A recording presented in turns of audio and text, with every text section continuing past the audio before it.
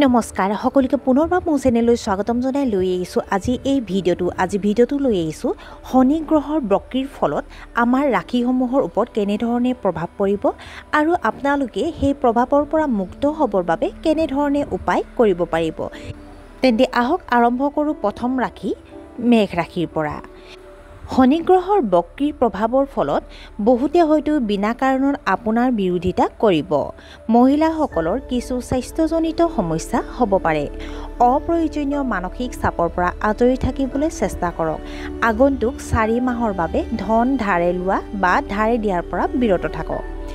প্ৰতিকাৰ হিচাপে আপোনালোকে মেঘ ৰাশিৰ জাতক জাতিকাসকলে শনিবাৰ দিনটোত পিপল গছৰ তলত চাকি জ্বলাব পাৰে।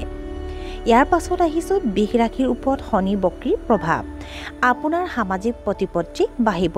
প্ৰতিযোগিতামূলক পৰীক্ষাত অৱতীৰ্ণ হোৱা লোকসকলে হয়তো যথেষ্ট সফলতা লাভ কৰিব পাৰে। আপুনি হয়তো নতুন বন্ধুত্ব গঢ়ি তুলিব পাৰে। নিবনুৱা লোকে হয়তো নতুন চাকৰি পাব।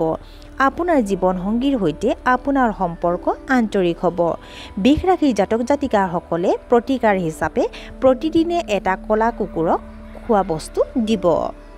ইয়াৰ পাছত আহিছোঁ মিথুন ৰাশিৰ জাতক জাতিকাসকলৰ ওপৰত শনিৰ বক্ৰীৰ প্ৰভাৱ কেনেধৰণৰ হ'ব।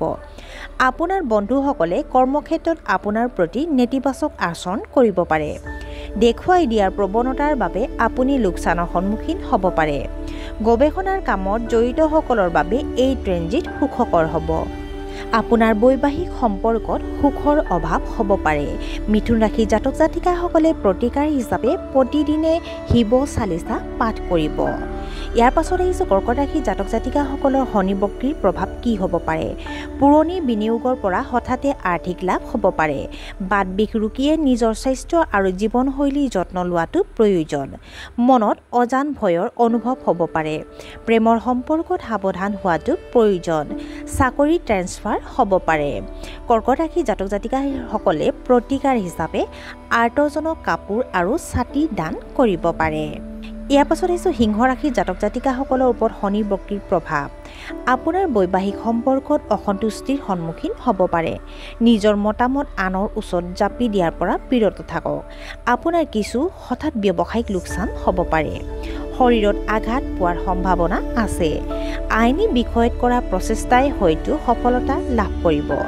সিংহ ৰাশিৰ জাতক জাতিকাসকলে প্ৰতিকাৰ হিচাপে প্ৰতি শনিবাৰে সুন্দৰকাণ্ড পাঠ কৰিব পাৰে। ইয়াৰ পাছত আহিছোঁ কন্যা ৰাশিৰ জাতক জাতিকাসকলৰ ওপৰত শনি বক্ৰীৰ প্ৰভাৱ। শনিৰ সপ্তম স্থানৰ বাবে আপোনাৰ ব্যৱসায়ত কিছু স্থবিৰতা থাকিব। যথাৰ্থ অৱস্থাত পৰিৱৰ্তন কৰাটো এৰক। অপ্ৰয়োজনীয় খৰচে আপোনাক আমনি কৰিব। দেউতাকৰ সন্দৰ্ভত আপোনাৰ কিছু সমস্যা হ'ব পাৰে। কন্যা ৰাশিৰ বাবে প্ৰতিকাৰ হ'ল আপোনালোকে সাতমুখী ৰুদ্ৰাক্ষক পূজা কৰিব পাৰে। ইয়াৰ পাছত আহিছোঁ তুলা ৰাশিৰ জাতক জাতিকাসকলৰ ওপৰত শনি বক্ৰীৰ প্ৰভাৱ। আপোনাৰ কামৰ পদ্ধতিৰ পৰিৱৰ্তন হ'ব পাৰে। আনৰ কথাত হস্তক্ষেপ নকৰিব। চকুত বিৰক্তিৰ সমস্যা হ'ব পাৰে। ভ্ৰমণৰ সময়ত আপোনাৰ খৰচ বৃদ্ধি পাব পাৰে। ব্যৱসায়িক চুক্তি স্বাক্ষৰ কৰা সময়ত সাৱধান হওক। পুৰুষ থলুৱা লোকৰ মহিলাৰ বাবে সমস্যা হ'ব পাৰে। তুলা ৰাশিৰ বাবে প্ৰতিকাৰ হ'ল শনিবাৰে দশৰথৰ কৃত শনি স্তোত্ৰম পাঠ কৰিব। ইয়াৰ পাছত আহিছোঁ বৃশ্চিক ৰাশিৰ জাতক জাতিকাসকলৰ ওপৰত শনি বক্ৰীৰ প্ৰভাৱ। উচ্চ শিক্ষানুষ্ঠানৰ নামভৰ্তি পাব পাৰে এই ছাত্ৰ ছাত্ৰীসকলে। প্ৰেমৰ সংগীৰ লগত ওলাই যোৱাৰ পৰা বিৰত থাকিব লাগে। আপোনাৰ পুৰণি বিবাদবোৰ হয়তো সমাধান হ'ব। আপোনাৰ ঘৰত বহুতো অতিথি আহিব পাৰে। বৃশ্চিক ৰাশিৰ জাতক জাতিকাসকলে প্ৰতিকাৰ হিচাপে শনিবাৰ দিনটোত ভৈৰৱ মন্দিৰত গৈ জেলেপি জাতীয় মিঠা বস্তু দান কৰিব। ইয়াৰ পাছত আহিছোঁ ধনু ৰাশিৰ জাতক জাতিকাসকলৰ ওপৰত শনি বক্ৰীৰ প্ৰভাৱ। আপোনাৰ এটা ইচ্ছা পূৰণ হ'ব পাৰে। শিল্পৰ ক্ষেত্ৰখনৰ সৈতে জড়িতসকলে নিজৰ প্ৰতিভা প্ৰমাণ কৰাৰ সুযোগ কম পাব। ৰিয়েল ইষ্টেটৰ সৈতে জড়িত বিষয়ৰ বাবে এই ট্ৰেনজিট দুৰ্বল হ'ব পাৰে। আপুনি আপোনাৰ পুৰণি বাহনখন মেৰামতি কৰিব পাৰে। অপ্ৰয়োজনীয়ভাৱে মানুহৰ লগত তৰ্ক নকৰিব। ধনু ৰাশিৰ জাতক জাতিকাসকলৰ বাবে প্ৰতিকাৰ হিচাপে হৈছে অমাৱস্যা আৰু শনিবাৰে শিৱলিংগত কলা তিল আগবঢ়াওক। ইয়াৰ পাছত লৈ আহিছোঁ মকৰ ৰাশিৰ জাতক জাতিকাসকলৰ ওপৰত শনি বক্ৰীৰ প্ৰভাৱ।